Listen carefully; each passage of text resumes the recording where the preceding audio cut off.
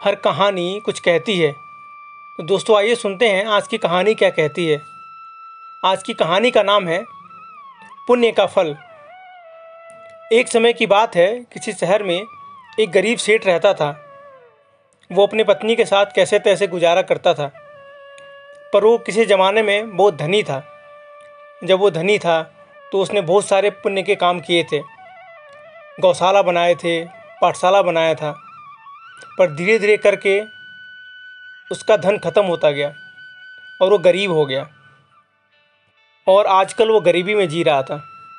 एक बार उसकी पत्नी बाजार जा रही थी तो रास्ते में सुना कि राजा के सैनिक ढिंढोरा पीट रहे थे। वो कह रहे थे, राजमहल में जाओ, अपने पुण्य को बताओ और पुण्य के बदले फल के रूप में धन ले जाओ।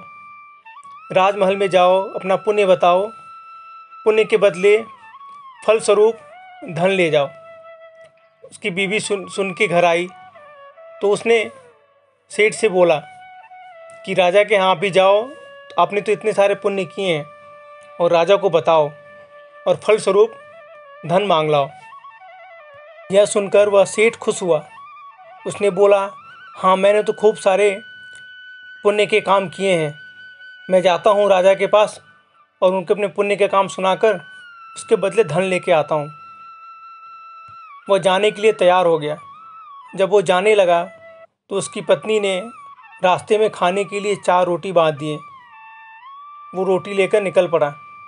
रास्ते में आधे रास्ते पहुंचा था तो दोपहरिया हो गई थी। उसको धूप लग रही थी। उसने सोचा, चलो एक पेड़ के नीचे थोड़ा सुस्ता लेता हूँ और बगल के तालाब में थोड़ा पानी भी पी लेता हूँ। वो एक पेड़ के नीचे रोटी का थैला रखकर पानी पीने लगा, पर जैसे ही वो वापस आया तो देखा एक कुतिया, उसके 4 बच्चे उसके साथ आ रहे हैं और आकर उसके सामने बैठ गए। उसको लगा कि ये कुतिया भूखी है, तो उसने अपने खाने में से 2 रोटी निकाल कर कुतिया को दे दिए। कुतिया ने झट से 2 रोटी खा लिया। उसके बाद फिर वो जीभ निकाल कर पूँछ हिलाने लगी। सेठ यह देखकर सोचने लगा कि कुतिया अवश्य ही और भूखी है, इसके 4 बच्चे भी हैं, उनको दूध पिलाती होगी। तो उसने बचे हुए रोटी भी उसके सामने रख दिए। कुतिया वो रोटी भी खा गई और खाकर चली गई। फिर वह सेठ राजा के यहाँ पहुँचा। फिर राजा को बोला कि राजन, मैंने खूब सारे अच्छे कर्म किए हैं, मुझे उसके फलस्वरूप धन दीजिए। राजा ने बोला, अब बताओ आपने क्या क्या पुण्य का काम किया है। फिर सेठ ने एक एक करके अपने सारे पुण्य के काम गिनाए। मैंने स्कूल बनवाए, मैंने गौशाला बनाए, गरीबों को दान दिया। राजन ने आराम से उसकी सारी बातें सुनी और फिर बोला कि मुझे माफ़ करना, आपके पुण्य के बदले मैं आपको कुछ नहीं दे सकता हूँ, क्योंकि मुझे नहीं लगता कि आपने कोई पुण्य का काम किया है। अगर इसके अलावा भी आपने कुछ पुण्य का काम किया है तो वो बताओ। सेठ ने बोला, मैंने इतने सारे आपको बता दिए, अगर ये आपको पुण्य का काम नहीं लगा तो और छोटे मोटे हैं, वो आपको क्या ही पुण्य का काम लगेगा। इसलिए मैं आपसे विदा लेता हूँ। और वो चलने को हो पड़ा। जब वो चलने को हुआ तभी एक सैनिक पीछे से आकर राजा के कान में कुछ कहता है। राजा ने फौरन उस सेठ को रोक लिया और बोला, रुको। राजा ने बोला, आज आपने प्रातः जो पुण्य का काम किया है उसके बारे में बताएं। सेठ बोला, प्रातः तो मैंने कोई पुण्य का काम नहीं किया है।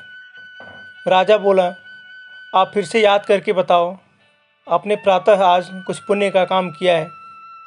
सेठ बोला, मुझे याद नहीं है, मुझे नहीं लगता कि मैंने कोई पुण्य का काम किया है। फिर राजा ने उसको प्रातः जो कुतिया को रोटी खिलाया था उसकी याद दिलाई।